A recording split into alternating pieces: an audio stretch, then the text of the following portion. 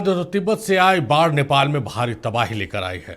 रसुआ में नदी में आई बाढ़ ने कई बस्तियां उजाड़ दी। 1000 से ज्यादा लोगों के इस बाढ़ में बहने की आशंका जताई जा रही है। इनमें से 400 से ज्यादा विदेशी। आशंका है कि भारत के 100 से ज्यादा सैलानी भी इस बाढ़ में फंस गए हैं। बिहार में भी नेपाल की बाढ़ की वजह से नदियों का जलस्तर तेजी से बढ़ा है। इस पर चर्चा के लिए मुख्यमंत्री सम्राट चौधरी ने अधिकारियों की हाई लेवल मीटिंग बुलाई। लगातार बारिश की वजह से नेपाल में भोटे, कोशी, त्रिशूली और नारायणी में आई बाढ़ का असर बिहार पर पड़ा है। कोसी का जलस्तर राज्य में तेजी से बढ़ा है। बिहार के 9 जिलों पश्चिमी चंपारण, पूर्वी चंपारण, गोपालगंज, सारण, मुजफ्फरपुर, वैशाली, सिवान, सीतामढ़ी और शिवहर में नेपाल की बाढ़ का सीधा असर पड़ा है और यहाँ हाई अलर्ट घोषित कर दिया गया है।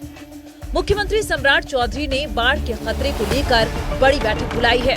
उन्होंने प्रशासन को बाढ़ के हालात की पूरी निगरानी करने का आदेश दिया है। उस पर पूरी तरह हाई लेवल टीम गठन कर दिया गया है। चीफ सेक्रेटरी, डीजीपी इसको मॉनिटरिंग कर रहे हैं और तुरंत मैं भी इसको बैठक कर रहा हूँ। जरूरत पड़ा तो मैं स्वयं भी वाल्मीकि कर जाऊँगा। तिब्बत की ओर से आई बाढ़ ने नेपाल के रसुआ में भोटे, कोशी नदी के क्षेत्रों में भारी क्षति पहुंचाई है। बाढ़ के कारण तटीय क्षेत्रों की बस्तियां प्रभावित हुई हैं और कई नागरिक लापता बताए जा रहे हैं। टिमोरे सहित आसपास के 2 बाजार बाढ़ से पूरी तरह तहस-नहस हो गए हैं। इस तबाही के मंजर में 1000 लोगों के बहने की आशंका है। बिहार में बाढ़ का संकट केवल नेपाल से आने वाली नदियों तक सीमित नहीं है। नेपाल में अचानक आई बाढ़ से गंडक का खतरा बढ़ा है, जबकि बिहार में गंगा, कोसी, बूढ़ी गंडक, घाघरा और सोन भी कई जगह खतरे के निशान से ऊपर बह रहे हैं। ताज़ा सरकारी आंकड़ों की बात करें तो गंगा में आए उफान की वजह से पटना, वैशाली, बेगूसराय, मुंगेर और भागलपुर में बाढ़ के हालात हैं।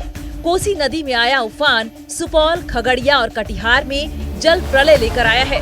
गंडक की वजह से गोपालगंज, पश्चिमी चंपारण, मुजफ्फरपुर और वैशाली में हालात खराब हैं। बूढ़ी गंडक खगड़िया में तबाही मचा रही है, तो घाघरा, सिवान, सोन नदी पटना और बागमती मुजफ्फरपुर में तबाही लेकर आई है। नेपाल में प्रलय आने के बाद हालात बिहार में भी खराब होने की संभावना बढ़ गई। गंडक के इलाके में स्थिति बहुत गंभीर हो सकती है। इसे देखते हुए पहले मुख्य सचिव ने एक बड़ी मीटिंग की, उसके बाद मुख्यमंत्री आवास पर एक बड़ी मीटिंग हुई और इस मीटिंग में जल संसाधन विभाग के अधिकारी मौजूद थे। मीटिंग में आपदा प्रबंधन विभाग के अधिकारी मौजूद थे और मीटिंग में मुख्यमंत्री ने स्पष्ट अधिकारियों से कहा कि गंडक के इलाकों में बिल्कुल अलर्ट रहें, हर तटबंध पर बिल्कुल नजर रखें, कुछ गंभीर हो रेस्क्यू किया जाए। सभी जिलाधिकारी इसको निर्देश दे दिया गया है कि सभी जिलाधिकारी बिल्कुल अलर्ट मोड में रहें, पुलिस को अलर्ट रखें और इसके साथ साथ कह सकते हैं कि हालात जैसे गंभीर हो लोगों को रेस्क्यू करके ऊंचे स्थान पर लाया जाए, खाने पीने की व्यवस्था करें, सीट की व्यवस्था कर लें। तो एक बड़ी मीटिंग में मुख्यमंत्री ने स्पष्ट निर्देश दे दिया है। इस मीटिंग में आपदा प्रबंधन विभाग के अधिकारी के साथ साथ जल संसाधन विभाग के अधिकारी मौजूद थे और मीटिंग में बड़े फैसले लिए गए हैं और स्पष्ट मुख्यमंत्री का निर्देश हुआ है कि आपदा से निपटने के लिए हर संभव उपाय कर लिया जाए। SDRF और NDRF की विशेष टीम को तैनात करने का भी निर्देश दे दिया गया है। सहयोगी मुकेश के साथ मरगूब आलम ने छठ न्यूज पर।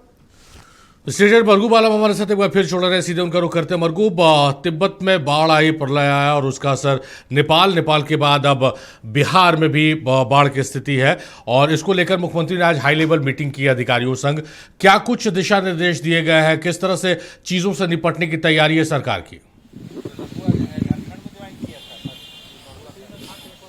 चिंता की लकीरें हैं बिहार के मानचित्र पे और चिंता तो है कि जो परिस्थिति, जो वीडियो नेपाल से आया है वो बहुत चिंता करने वाला है, बहुत चिंतित करने वाला है। उसके बाद तो मानो बिहार सरकार हाई पर चली गई। आनंद फानन में मुख्यमंत्री ने तुरंत कहा कि हमने हाई लेवल टीम का गठन किया है जो पूरे मामले की मॉनिटरिंग कर रही है। राज्य के डीजीपी या चीफ सेक्रेटरी लगातार मॉनिटरिंग कर रहे हैं। उन्होंने एक बड़ी बैठक कर ली, अधिकारियों को निर्देश दिया कि तुरंत अपने अपने जिले में अलर्ट रहें, जरूरत पड़े रेस्क्यू करें, जरूरत पड़े तुरंत लोगों को ऊंचे स्थान पर ले जाएं। NDRF SDRF की टीम को पूर्वी चंपारण, पश्चिमी चंपारण के साथ कह सकते हैं कि सिवान, गोपालगंज और मुजफ्फरपुर में भेज दिया गया है। विशेष टीम के साथ साथ स्वास्थ्य विभाग के अधिकारियों को भी अलर्ट रहने का निर्देश दिया गया है। चूंकि जो नेपाल से पानी चला है 6 से 8 घंटे में आने की संभावना है। संभावना है कि रात के 12 बजे के आसपास गंडक नदी में उफान और प्रलय की स्थिति होगी। तब उस परिस्थिति में कैसे निपटा जाए। जो बांध है उस बांध पर लगातार इंजीनियर मौजूद हैं। मजदूरों के साथ कोई भी परिस्थिति बनेगी, अगर बताइए ब्रेक डाउन की परिस्थिति बनेगी तो तत्काल बांध को ब्रेक होने से रोका जा सकेगा। तो सरकार हाइप में है। मुख्यमंत्री ने कहा कि हम वाल्मीकि करने जा सकते हैं, हालात थोड़ा देख लेते हैं। उसके बाद चीफ सेक्रेटरी की अध्यक्षता में अभी भी मीटिंग और वीडियो कॉन्फ्रेंसिंग चल रही है। तो सरकार अलर्ट मोड में है। सरकार ने कहा है हम किसी भी परिस्थिति में लोग जो आपदा में फंसेंगे हम उन्हें पूरी तरीके से सहायता करेंगे। होम मिनिस्टर ने बात कर लिया है बिहार के मुख्यमंत्री से, कहा कि बिल्कुल अलर्ट रहिए, केंद्र सरकार आपके साथ हर परिस्थिति में खड़ी है। जिस संसाधन की जरूरत पड़ेगी केंद्र सरकार देगी। तो चिंता है, लेकिन अगले 6 घंटे बहुत महत्वपूर्ण है बिहार के लिए। इब्राहिम जी 6 से 8 घंटे, मैं बोल रहा हूँ 5 बज रहा है, 12 बजे रात से लेकर 6 बजे सुबह तक अगर जो परिस्थिति बननी होगी वो बन जाएगी। नहीं तो उसके बाद फिर खतरा टलने की संभावना है। हालांकि अगर पानी वर्षा ज्यादा हो जाए तो अलग चीज है, लेकिन नेपाल का जो पानी आ रहा है वो सबसे ज्यादा खतरनाक और चिंता की बात है। इसीलिए इरिगेशन डिपार्टमेंट के अधिकारी, स्वास्थ्य विभाग के अधिकारी, जिला प्रशासन और इसके साथ आपदा प्रबंधन विभाग के अधिकारियों को मुख्यमंत्री का निर्देश हो गया है। सभी स्थानों पर अधिकारियों को अलर्ट रखें और परिस्थिति जो भी हो उस परिस्थिति के अनुसार फैसला लें। तो फिलहाल सभी जिलाधिकारी और एसपी अलर्ट मोड में है और पूरी तरीके से बिहार सरकार भी अलर्ट मोड में आ गई है। और फिलहाल मीटिंगों का दौर चल रहा है। केंद्र सरकार ने भी कहा है कि हम हर संभव सहायता देने के लिए तैयार हैं। इब्राहिम जी, चलिए, अब उम्मीद की जानी चाहिए कि सरकार की तैयारी जो है मुकम्मल है और ज़मीनी स्तर पर भी तैयारी हो और बिहार में, नेपाल में या कहीं भी तिब्बत में ही कहे, जान माल का नुकसान ना हो, क्योंकि एक जान के नुकसान बहुत बड़ा नुकसान होता है। मरगूब, हम भी यही आशा, उम्मीद, प्रार्थना और दुआ करते हैं। चलिए, बहुत शुक्रिया मरगूब आपका तमाम बातचीत, तमाम जानकारियों के लिए।